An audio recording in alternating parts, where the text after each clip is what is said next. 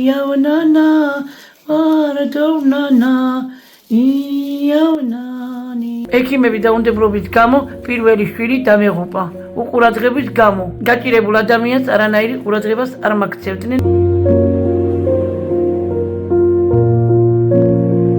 შუნკვდარი დედისთვის ერთადერთი იმედის ნაპერწკალი მისი მეორე გოგონა ხატია იყო. თუმცა ცხოვრება სასტიკი აღმოჩნდა. ხატია უკვე 26 წლისაა და მისი ხმა როგორია, ეს საერთოდ არავინ იცის. დიახ, გოგონას არათუ საუბარი, გერების წარმოთქმაც კი არ შეუძლია. ვერც გადაადგილდება. მას თავის ტვინი სერიოზული დაზიანება აქვს. როდესაც უცხო ადამიანს ხედავს, თავს ზემოთ არსებს, რადგან შიში აქვს. ბავშვობაში მისი თანატოლები დასცინოდნენ, ზოგი კი ქვებზე სვროდა.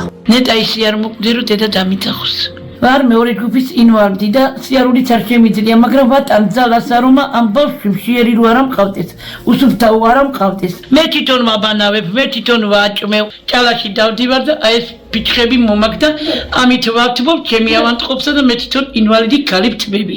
შეხედეთ, ცხოვრების უსამართლობამ ხატიას 54 წლის მამა 80 წლის მოხუცად აქცია. ოთარი აფხაზეთის ომში წინა ხაზზე იბრძოდა. ომში დაღუპვას გადაურჩა, მაგრამ ცხოვრების უსამართლობას ვერ დააღწია თავი. ეს არის სასოწარკვეთილი მამა, რომელიც თოჯინას ეფერება და გულში ნატრობს. იქნებ სასწაული მოხდეს და ამ თოჯინამ მაინც დამიძახოს. მამა, არ მოგეჩვენათ, კარტონებს აწყობს საბრალო ცოლქმარი გატეხილ საწოლზე. მიუსაფარი ძაღლიც კი ვერ დაიძინებს აქ. მთელ კედლებზე მოდებული სოკო ისე წამლავს ორგანიზმს, რომ აქ გადარჩენა უბრალოდ შეუძლებელია. ღვთისმიერო ადამიანებო, გადაარჩინეთ საბრალო ოჯახი. ისინიც ხომ უფლის შვილები არიან. ეს დიდი სიკეთე აუცილებლად წინ დაგხვდება თქვენი ცხოვრების ყველაზე რთულ გზაზე. უკვალოდ ხომ არაფერი იკარგება.